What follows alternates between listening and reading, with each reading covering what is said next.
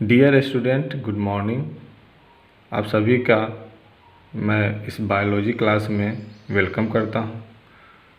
और आज हम लोग बायोलॉजी का इंट्रोडक्शन क्लास करेंगे और साथ ही साथ चैप्टर 1 द लिविंग वर्ल्ड की भी शुरुआत करेंगे।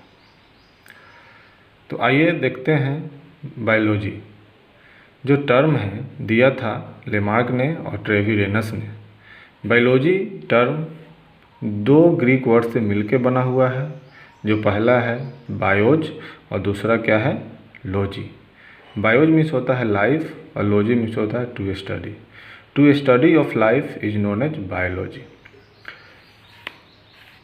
मुख्य रूप से बायोलॉजी के दो मेन ब्रांच होते हैं, जूलॉजी एंड बॉटनी। जूलॉजी में हम लोग एनिमल्स का स्टडी करते हैं और बॉटनी में हम लोग प्लांट्स का स्टडी करते हैं। तो वैरायटी ऑफ एनिमल्स के बारे में एरिस्टोटल ने अपने बुक हिस्टोरिका एनिमेटियम में मेंशन किया था और वैरायटी ऑफ प्लांट्स के बारे में थियोपेटस ने अपने बुक हिस्टोरिका प्लांटेरम में किया था। इसलिए हम लोग फादर ऑफ जूलॉजी एरिस्टोटल को मानते हैं और फादर ऑफ बॉटनी हम थियोपेटस को मानते हैं।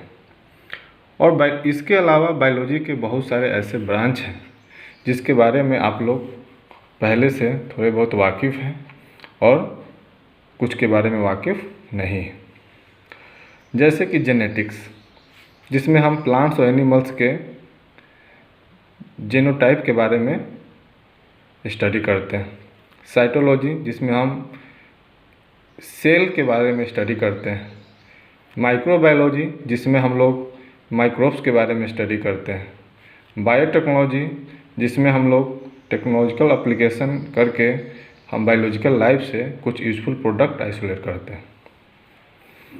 इकोलॉजी, जिसमें हम नेचर में जो बायोटिक और एबायोटिक कंपोनेंट हैं उसके इंट्रैक्शन को देखते हैं।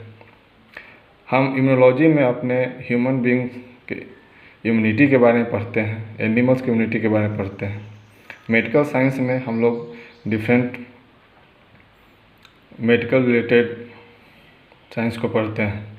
बैक्टीरियोलॉजी में हम लोग बैक्टीरिया के बारे में पढ़ते हैं। इवोल्यूशन में हम लोग कैसे सिंपल ऑर्गेनिज्म से कॉम्प्लेक्स ऑर्गेनिज्म का इवोल्यूशन हुआ, कैसे बने, उसके बारे में स्टडी करते हैं। म्यूटेशन थ्योरी के बारे में पढ़ते हैं।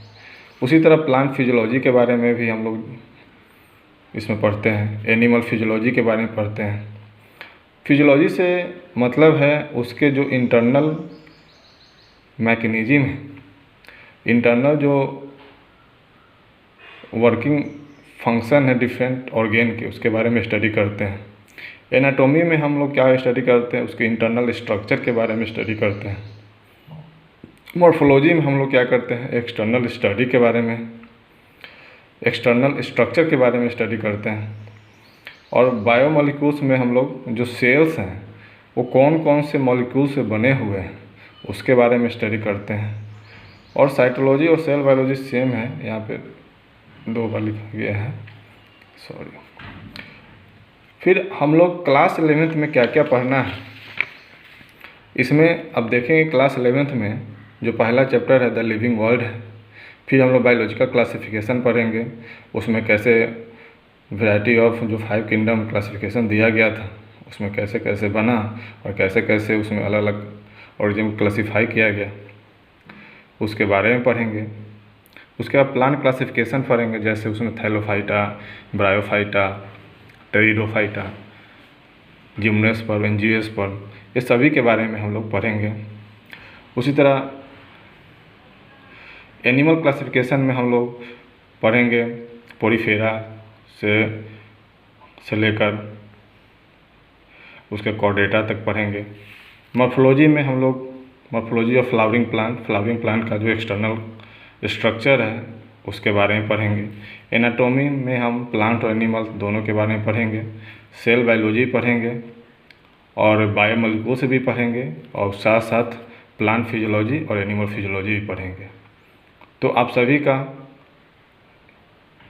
इस क्लास में